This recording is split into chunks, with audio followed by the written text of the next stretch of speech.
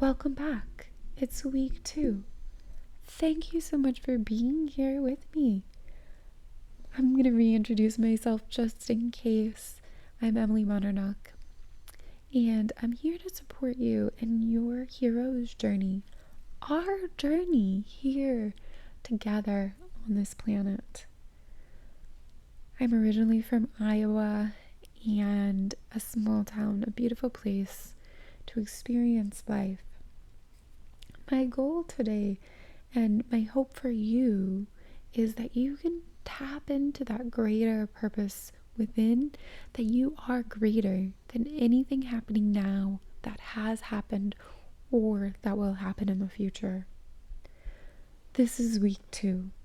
We are exploring together the technology of how you navigate through life's tougher terrain and some of the difficult moments. What is sometimes called the dark night of the soul. Last week, we covered that dark night experiences are inevitable.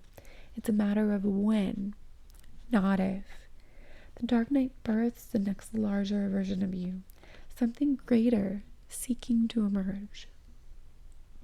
How we navigate the dark night is essential to our evolution and how we grow in life. We also covered some tools of dare the dark. Look at it square in the face. You can't do a spiritual bypass of the experience. Know that you are more than that experience. And get the gift.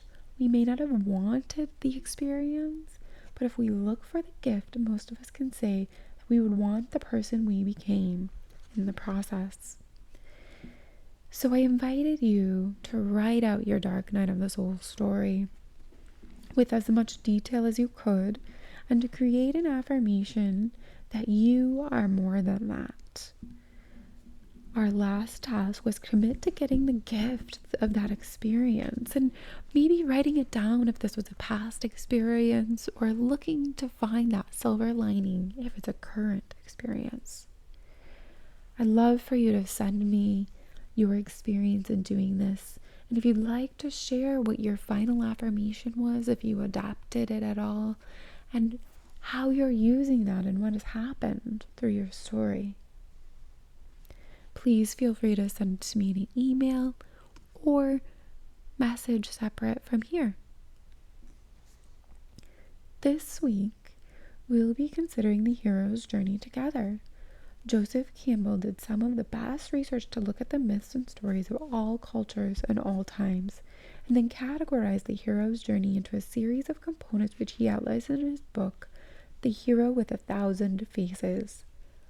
I'll bring that to your attention this week as part of our exploration into the understandings of how you develop the tools for traversing through some of the tougher times of your life when, to your surface mind, it may all look lost. But before we talk about the hero's journey, let's consider the sum of the spiritual principles that support us in standing firm when our world is shaking. We build spiritual muscle the same way we build physical muscle. We pick up something that feels bigger than us, and we learn that we are bigger than the thing we just picked up. This builds the muscle, the habit, just like when we go to the gym. It gets easier. It doesn't mean that there are times that we would prefer for things to be different, but these are the times that grow us. If we let them, we find that gift, that our muscle will grow and we'll be able to respond more rather than react to our experiences as we learn to deal with those things that come up. We want to take a long view. This guidance came from the Dalai Lama, who said, "One must learn to take the long view." In other words, we must learn to hold our present difficulty in the context of a much bigger story. This is a dark chapter, but it's not our whole book. When you can hold what you're going through in a larger perspective and take a long view, it gives you a perspective and an ability to go bigger than the thing you're facing. It's okay to have a dark night, but don't let the dark night have you. We are being called to higher ground. Our divine essence is seeking a greater, freer, fuller, more expanded expression through you. In The Science of Getting Rich, Wallace Wattles says, that in you which longs for more is the same thing that makes a plant grow. It is life itself seeking expression through you. What you love, what you long for, and what's pulling you forward is life itself seeking expression through you. Sometimes we are afraid to take the steps that we need to take to make that a reality, so we end up feeling stuck. Then life intervenes. It may look like a circumstance, a disease, or a situation. All the while we are being called to higher ground, greater experiences and expressions of who we are capable of being. Let's get back to Joseph Campbell. He defined the hero's journey after his research into culture, time, and history. It becomes a template for understanding our own experience of trials and triumph. The first is a departure. To leave some sort of life you've known, a relationship, job, security, house, somewhere that we're familiar with.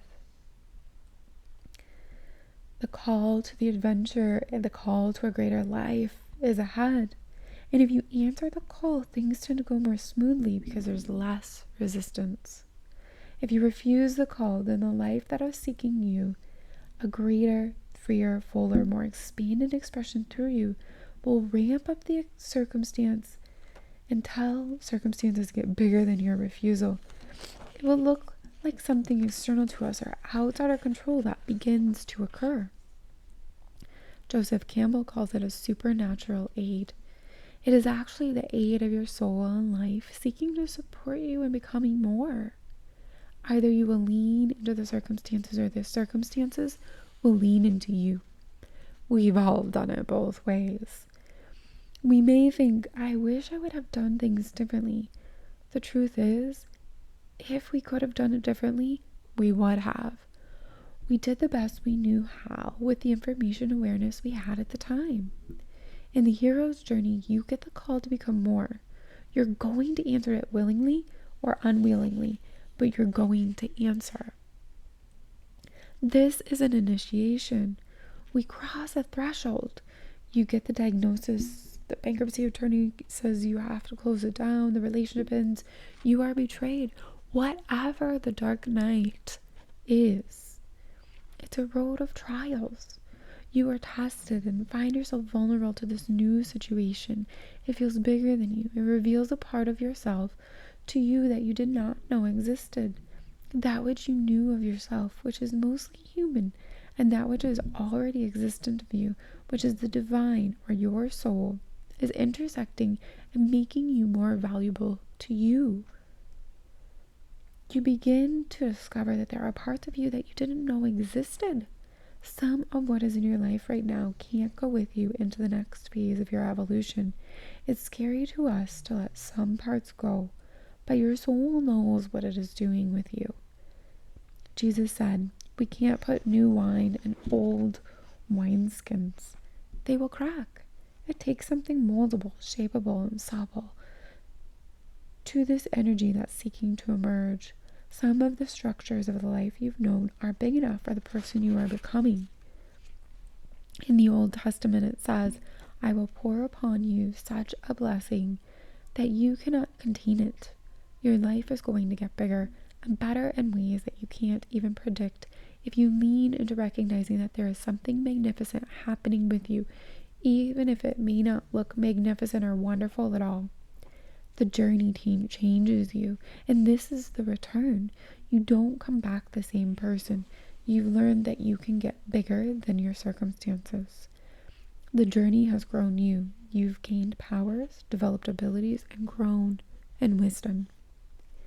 You got the gift it came to give you, and now you are ready to return and move into the next stage of your evolution. I would not wish where I've been on anybody, but I'd wish where it took me on everybody. We're on this incredible hero's journey that enables us to discover the intersection of being fully human and fully divine. The content of our lives is the curriculum of this discovery of who we are and our purpose in life. This week, you are invited to reflect on your own hero's journey. What did you leave behind on your hero's journey? Did you come willingly or reluctantly as your departure? With your initiation, what did you encounter on the road of trials? What did you discover about yourself that you didn't know was there? And on your return, how has the journey changed you? What is it that you can share with others from what you have learned? Thank you again for joining me for week 2. I appreciate you. May you take peace with you.